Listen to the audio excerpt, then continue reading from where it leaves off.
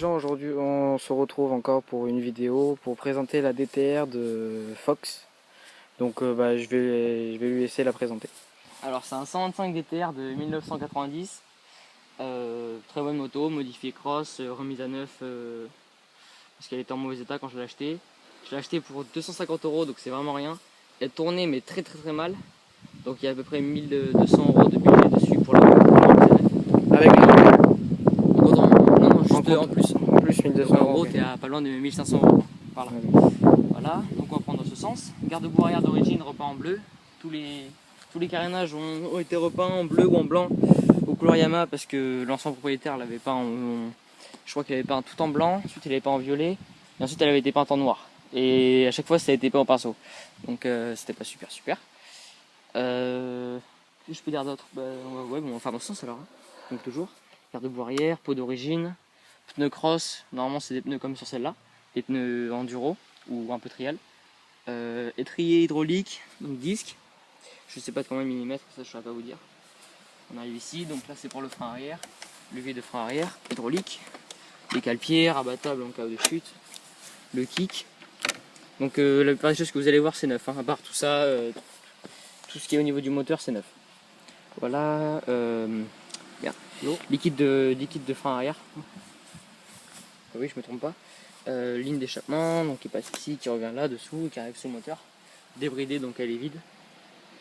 Continue. Réservoir de 12 litres.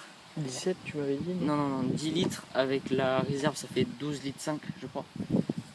Fourche avec soufflet, c'est les fourches d'origine. Donc qui n'a pas été modifiée mais qui fait largement l'affaire. Garde-boue avant retaillé, qui est normalement un peu plus carré. Et blindé d'autocollants toujours, hein, des autocollants partout. Jantes d'origine, pneus cross à l'avant, étrier de frein avant, donc l'avant freine très fort par rapport à l'arrière. Hein. Ça c'est à peu près comme sur toutes les motos, même les freins tambour, le poids, tout ça. Même les freins tambour avant, comme j'ai sur mes motos, ça freine plus que le frein arrière. Même moi si le frein arrière il est complètement usé. Voilà. Ouais. Voilà, ensuite le bouchon de valve, le bouchon NGK tranquille. Le clipster au cas où le pneu se décolle de la jante. On passe à l'avant. Plaque de 250 CR que j'ai adapté dessus avec des collets de serrage, tout ça. Levier de frein, oui. Levier de frein avant, donc pas d'origine, il est neuf. On continue, poignée Scott, bleu blanche toujours.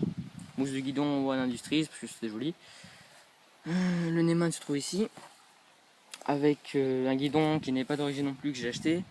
Et ça c'est le levier d'embrayage. En fait c'est le levier de frein qui était ici, qui a été inversé. Donc là il y a le trou pour le rétro. Et il est plié parce que les anciens propriétaires se sont tombés avec, vu qu'ils ont fait à peu près de la merde à tous les niveaux de la moto et forcément ils sont tombés. On continue là alors. Donc là les réglages du carbu, sélecteur pour l'essence, pour le réservoir, donc réserve, on et off et coupé forcément.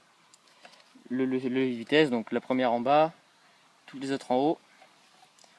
Calpué le même. La béquille est tordue parce que je suis tombé avec, donc ça c'est évident. Ah, ça arrive. Kitchen neuf, ça c'est neuf, hein. Il y a plein de choses qui sont neuves, hein. Je vous le dis de suite. Les filtres à air est dessous. Et après je crois que c'est à peu près tout. La selle, celle d'origine, le bouchon de... La chaîne, le kitchen tu l'avais refait. Ouais, kitchen neuf, ouais. Et je pense que c'est à peu près tout. Je crois que j'ai à peu près tout dit. Bon, s'il y a des trucs que vous ne savez pas et que si vous avez d'autres questions, n'hésitez pas à les mettre en commentaire, hein, parce que j'ai peut-être pas tout dit. Excusez pour le vent, bon ça on peut pas y faire grand chose. En même temps on est dehors. Voilà, on est là où on fait de la moto en fait. Hein. Si vous préférez, vous nous dites si vous préférez qu'on présente les motos en extérieur. Juste pour nous on trouve les motos, les équipements, tout ça. Les équipements, tout ça. Si vous préférez qu'on les présente en extérieur, nous on préférerait parce que on trouve ça plus joli. Il y a un beau paysage, donc après ça pourrait être sympa. Donc écoute, démarre là. Donc elle se démarre très facilement, il n'y a que dalle de compression. Hein. C'est un 2 temps, par rapport au mien qui a 4 temps.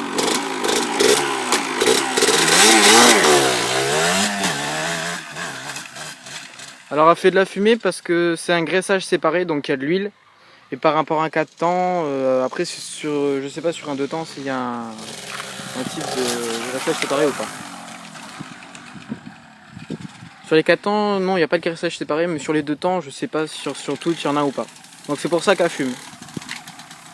Voilà.